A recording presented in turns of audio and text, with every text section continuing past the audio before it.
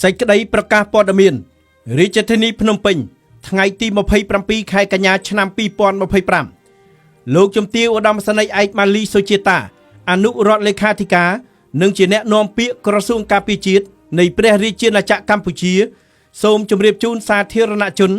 អ្នកសារព័ត៌មានជាតិនិងអន្តរជាតិមេត្តាជ្រាបថានៅព្រឹកថ្ងៃទី27ខែកញ្ញាឆ្នាំ2025វេលាម៉ោង 11:52 នាទីយោធាថៃបានចាប់ផ្ដើមធ្វើការបាញ់ប្រហារមុនមកលើទីតាំងកងកម្លាំងកម្ពុជា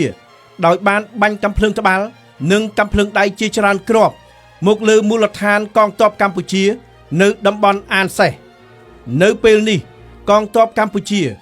បាននឹងកំពុងបន្តតាមដានលើការវិវត្តនេះយ៉ាងប្រុងប្រយ័ត្ននិងយកចិត្តទុកដាក់ខ្ពស់បំផុតនិងត្រៀមលក្ខណៈរួចជាស្រេចដើម្បីការពារបូរណភាពទឹកដីកងកម្លាំងរបស់កម្ពុជាសូមបញ្ជាក់សារជាថ្មីនៅការបដិញ្ញាចិត្តយ៉ាងម៉ឺងម៉ាត់ក្នុងការគោរពនិងការអនុវត្តនៅកិច្ចព្រមព្រៀងបទឈប់បាញ់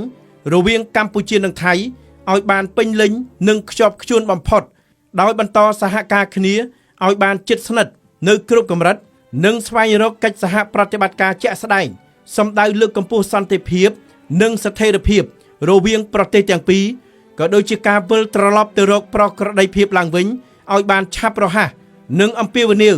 ឲ្យភាគីថៃអនុវត្តនិងគោរពឲ្យបានម៉ឺងម៉ាត់ដូចគ្នា